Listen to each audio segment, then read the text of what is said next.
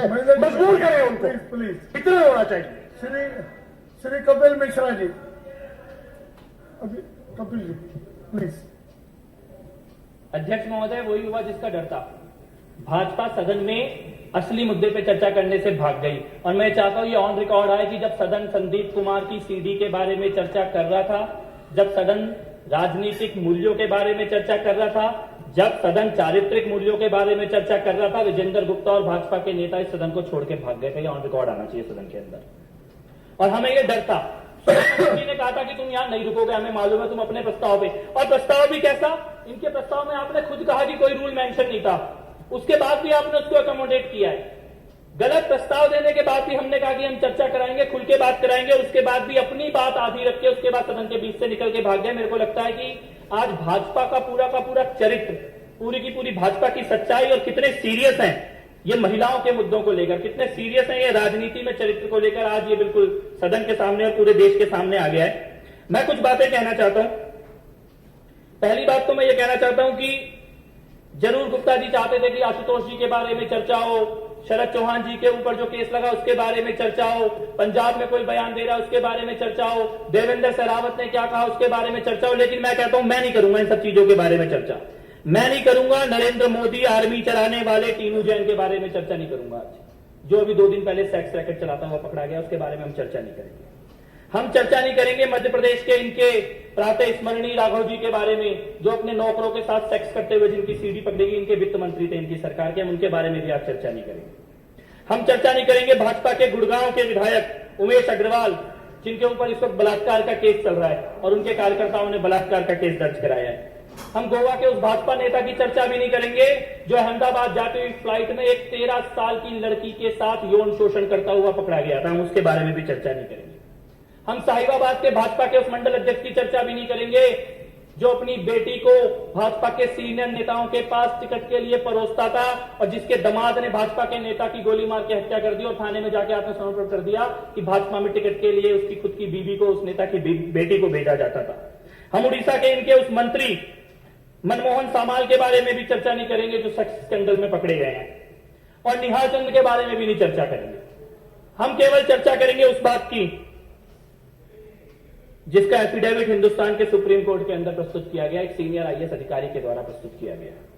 अगर गुप्ता जी यहां होते तो मैं एक बात कहता, दिल्ली में चुनाव से पहले अरविंद केजरीवाल जी ने एक बात कही थी, तुम हमारे बारे में जितना झूठ फैलाओगे हम उतना तुम्हारा सच इस देश के सामने लेके आएंगे।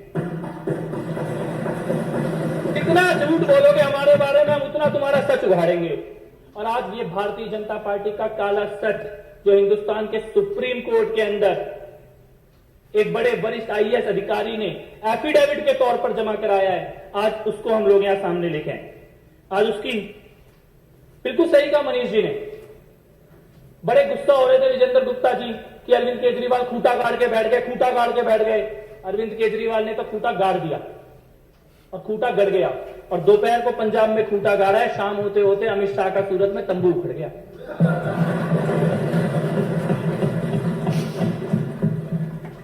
जहां सच्चाई होती है वहां भगवान भी साथ देते हैं। धक्का मुक्की कर रहे थे कल सुबह स्टेशन पे अरविंद केजरीवाल जी के साथ, और इतना बड़ा पिंजरा अमित शाह के लिए बनाया था सूरत में, और ये सोचा कि इतने बड़े पिंजरे में जिसको रखेंगे उसको देखने के लिए 1 लाख आदमी तो आएगा। 5000 आदमी पहुंचा, 5000 का 5000 आदमी बीजेपी के पंडाल में उन कुर्सियों को ऐसे तोड़ रहा था जैसे भाजपा के घोषणा पत्र को फाड़ के फेंक रहा हो। और वहां बाहर लाठीचार्ज हो रही है, आंसू गैस के गोले चल रहे हैं, नारे लग रहे हैं, General Dyer go back, General Dyer go back. नया जनरल डायर पैदा हुआ है, उस जनरल डायर की रिकॉर्डिंग लेके आया हूं इस सदन के अंदर में आज। उस रिकॉर्डिंग को भी आज से सदन के अंदर चलाएंगे। मैं ये कहना चाहता हूं कि ये जो अभी बोला इन्होंने, पंजाब में ऐसा हो रहा है, दिल्ली में ऐसा हो रहा है, भारतीय जनता पार्टी को एक चेतावनी देना चाहता हूं, अपनी घटिया राजनीति के लिए पंजाब की बहन और बेटियों को बदनाम करने की कोशिश ना करे भारतीय जनता पार्टी। ये बर्दाश्त नहीं करेंगे। अगर ये सोचते हैं कि पूरे के पूरे पंजाब को बदनाम कर देंगे, पंजाब के कार्यकर्ताओं को, पंजाब की महिलाओं को, पंजाब की बेटियों को, ये हो गया वो हो गया, यहां स्कैंडल हो रहा है, देश नहीं माफ करेगा और पंजाब नहीं माफ करेगा। इस एफिडेविट को देखिए आप, ये प्रदीप शर्मा नाम के आईएएस अधिकारी हैं सुप्रीम कोर्ट के अंदर, और ये क्या लिखा है इस एफिडेविट में, मैं चाहता हूं सभी सदस्यों को इस एफिडेविट की प्रतियां जरूर दी जाए। और सदन के रिकॉर्ड में यह एफिडेविट मैं आज दूंगा, सदन के रिकॉर्ड में यह एफिडेविट रखा जाए।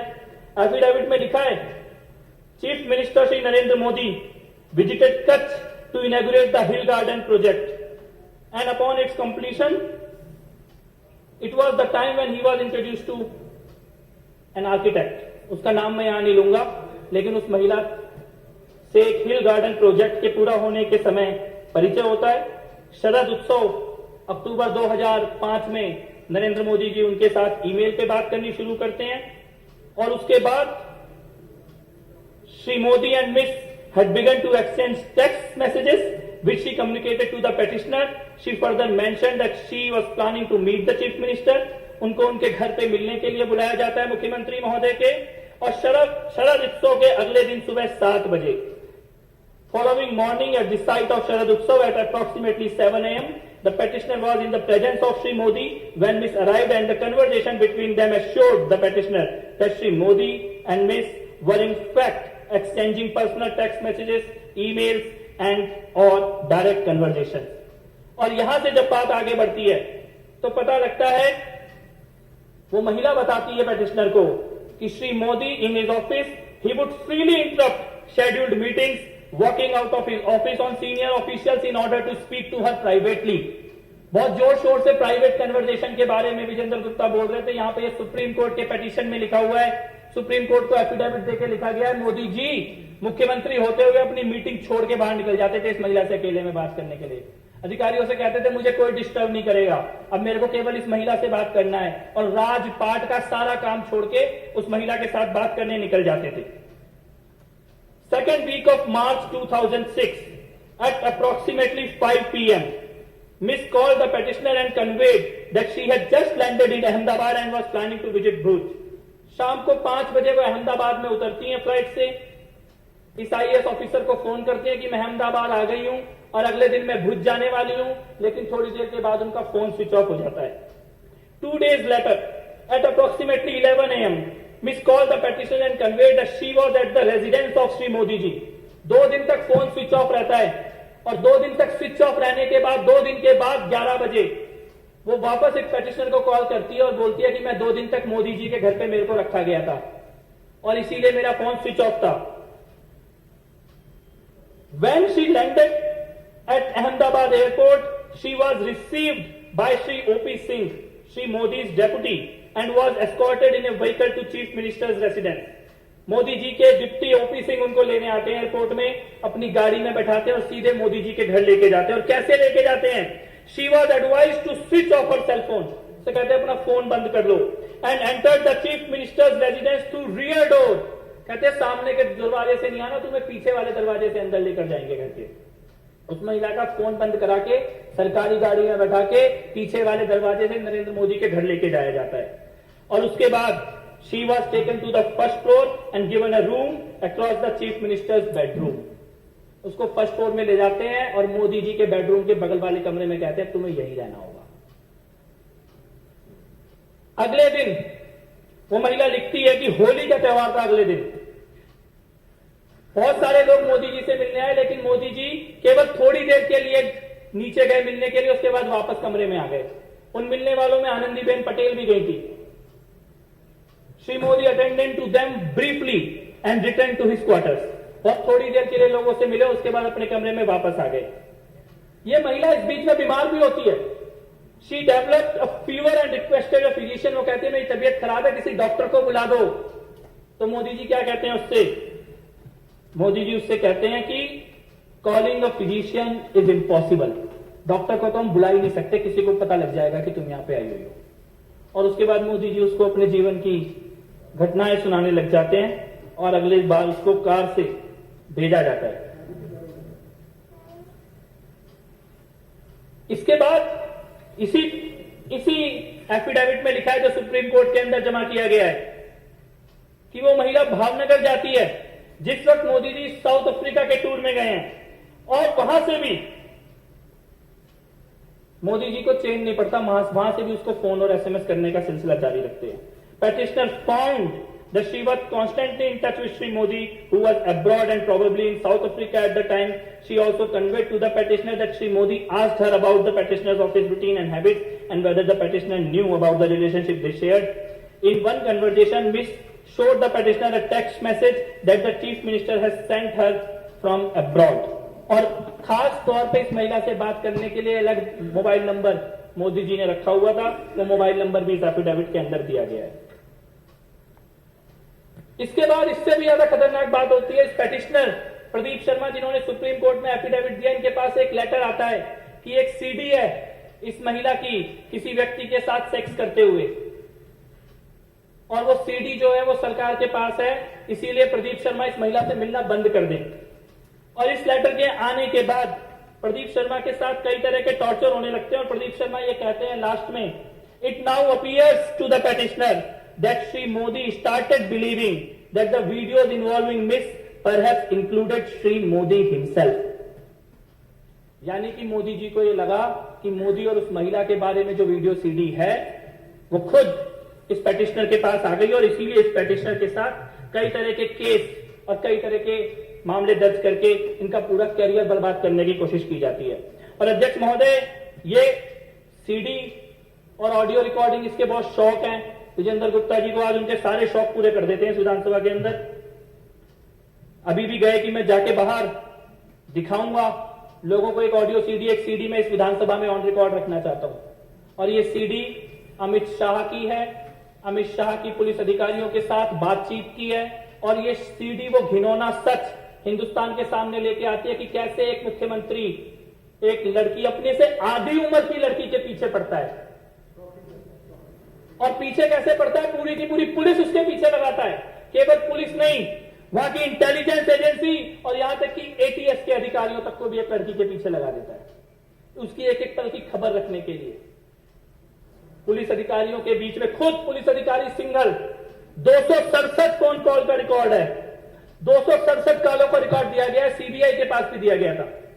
और इसमें सिंघल ने खुद बोला है, अगस्त से लेकर सितंबर 2009 के बीच में उस लड़की के प्राइवेट मूवमेंट और प्राइवेट कन्वर्जेशंस को रिकॉर्ड करने के लिए, पीछा करने के लिए अमित शाह किस तरीके से पुलिस वालों को निर्देश दे रहे हैं। मैं चाहता हूं सदन के अंदर उस सीडी को चलाया जाए।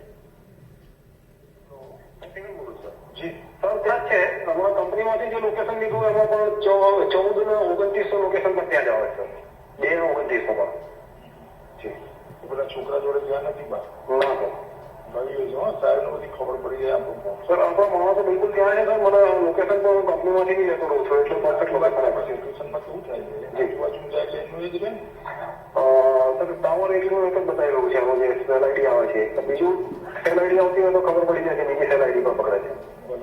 जी सर। इसमें अमित शाह जी सिंघल नाम के अधिकारी को कह रहे हैं कि वो जहां गुजराती में ये बात कह रही है और उनको ये बोल रहे हैं कि उस जगह के मोबाइल टावर की सारी रिकॉर्डिंग ले लो, जिस होटल में वो रुकी है सारी रिकॉर्डिंग ले लो, और जो लड़का उस लड़की से मिलने के लिए आने वाला है उसके सारे डिटेल चाहिए। आगे सुनिए। लगभग जवाना की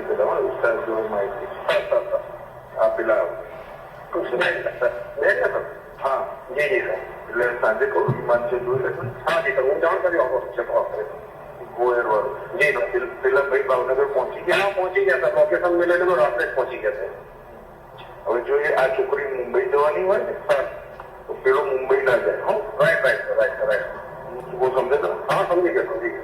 जरा जोड़ाओ सर। जी जी जी जी, અને દાંડા વિમાન જરા જોડાઈ લો। जी जी जी जी। वो लड़की शाम की फ्लाइट से मुंबई जाने वाली है और मोदी जी अधिकारी को कह रहे हैं कि गो एयर की फ्लाइट है, किसी हालत में भी मुंबई नहीं पहुंचनी चाहिए।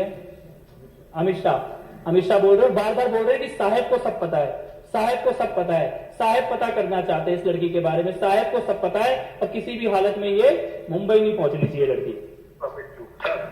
खबर पड़े क्या सर? ना सर, मैं પેલાને કહ્યું છે, મને જોઈને આપે છે સર, કહે છે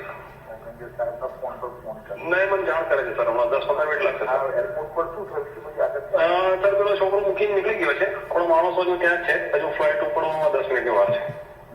जी सर, मैं જોઈ લીધી છે, હોટલ પણ જોઈ લીધી છે, માણસો પણ બરાબર ગોઠવાયેલા છે, તમામ વ્યવસ્થા થઈ ગયેલી સર. ત્યાં મતલબ મેઇન ગેટની સામે જ આપણો એક માણસ ગોઠવાઈ ગયો છે, એટલે ત્યાંથી નીકળશે ત્યાંથી ફોલો ચાલુ થઈ જશે એનો. બહાર મેઇન રોડ પર જે એક માણસ છે, આગળ પણ એક માણસ છે આપણે ખાતરી કરેલો રહો સર. જી ખાતરી કરેલો સર. પેલું ઇન્ટરનેશનલમાં એવું આવ્યું છે કે એક દિવસ એક્સટેન્ડ કરાવે છે એને, બસ એવું. એ તો બરોબર છે. જી હવે સર ખાતરી કરેલો સર. જી જી હા સર. પછી મને ફોન જી જી જી જી સર. તો મહેમાન અંદર જી જી સર સર સર હાજી હાજી વાત કરી લોકો સાથે બહાર થઈ ગયા આપણે માણસો બરોબર ઇન્વેસ્ટ થઈ ગયા. હાજી સર. અત્યારે ત્યાં જ છે પણ શોપિંગ કરી આવ્યા જી પેલા છોકરાને જેને જોવા નથી હાજી. अध्यक्ष महोदय, इसमें अमित शाह कह रहे हैं कि मोदी जी मेरे साथ ही बैठे हैं, साहब मेरे साथ ही बैठे हैं। साहब कह रहे हैं कि अंदर दो हैं, एक लड़की और एक लड़का है, उनके सारे नजर रखो। वो पुलिस अधिकारी कह रहे हैं कि मेरी पूरी टीम लगाई है, जैसे ही वो होटल से बाहर निकलेंगे हम उनका पीछा करेंगे। एक एक रिकॉर्ड हमारे पास है, उनके फोन रिकॉर्ड हो रहे हैं। और ये अमित शाह बोल रहे हैं, इस वक्त वहां गृह मंत्री, यानी गृह मंत्री एक लड़की का पीछा कर रहा है, पूरी की पूरी पुलिस की फोर्स लगी हुई है, मुख्यमंत्री उस लड़की में इंटरेस्ट ले रहे हैं, मुख्यमंत्री उसको अपने घर बुला रहे हैं। घर पीछे वाले दरवाजे से आनी चाहिए, फोन स्विच ऑफ रहना चाहिए, डॉक्टर भी ना आ जाए गलती से उस लड़की के साथ कुछ हो जाए। साउथ अफ्रीका में जाके भी चैन नहीं पड़ रहा वहां से और आज नहीं मालूम कि लड़की कहां है, आज नहीं मालूम इसका परिवार कहां है। और मैं ये कहता हूं ये तो शायद एक मामला है जो सामने आ गया। अगर कोई व्यक्ति मुख्यमंत्री की कुर्सी पे बैठने के बाद अपने गृह मंत्री, पुलिस अधिकारी, इंटेलिजेंस के अधिकारी और एटीएस के अधिकारियों को एक लड़की के पीछे लगा सकता है तो वो कुछ भी कर सकता है, फिर उसका कोई चरित्र नहीं है। आज भाजपा वाले बहुत जोर जोर से पूछ रहे थे, बहुत जोर जोर से पूछ रहे थे, संदीप कुमार का मुद्दा उठा रहे हैं, इंटरनेट पे राशन कार्ड। मैं कहता हूं राशन कार्ड छोड़ो, तुम ये बताओ जशोदा बहन का पासपोर्ट कब बनेगा? कौन से चरित्र की बात कर रही है भारतीय जनता पार्टी? आम आदमी पार्टी को मामले की जानकारी मिली, 15 मिनट के अंदर अरविंद केजरीवाल जी ने निर्णय ले लिया। तो कहावत है ना, ऊपर वाले के घर में देर है पर अंधेर नहीं। आम आदमी पार्टी में तो देर भी नहीं है। मंत्रियों को भी ट्विटर से पता लगता है अगर किसी, और हम सबको मालूम है, जितने लोग हम यहां पर बैठे हैं हम में से सबको मालूम है, एक गलती करेंगे, गलती की माफी नहीं है यहां पर। लेकिन इसका क्या, जितनी बड़ी बड़ी चरित्र की, राजनीति की, शुचिता की, पवित्रता की बातें भारतीय जनता पार्टी कर रहे हैं, इस सीडी के आने के बाद भारतीय जनता पार्टी के नेता बताएं। एक सीडी संदीप कुमार की 15 मिनट में फैसला हो गया, एक सीडी नरेंद्र मोदी और अमित शाह की है। भारतीय जनता पार्टी फैसला लेने की हिम्मत दिखाए, क्या फैसला ले सकती है सीडी के ऊपर? मेरे को लगता है कि, और ये पूरा का पूरा 15 मिनट की रिकॉर्डिंग है, मैं विधानसभा के रिकॉर्ड में देना चाहूंगा ये एफिडेविट और रिकॉर्डिंग।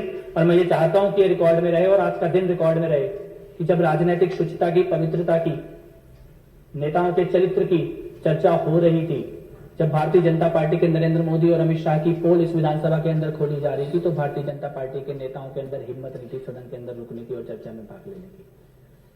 तो बस मैं केवल इतना ही कहना चाहता हूं, मेरे को लगता है आज पूरे देश दिल्ली की विधानसभा के माध्यम से ये जान जाएगा कि चरित्र के मामले में और राजनीतिक सफाई के मामले में आम आदमी पार्टी कहां खड़ी है, भाजपा कहां खड़ी है, मोदी जी कहां खड़े हैं और अरविंद केजरीवाल कहां खड़े हैं। बहुत बहुत जय हिंद।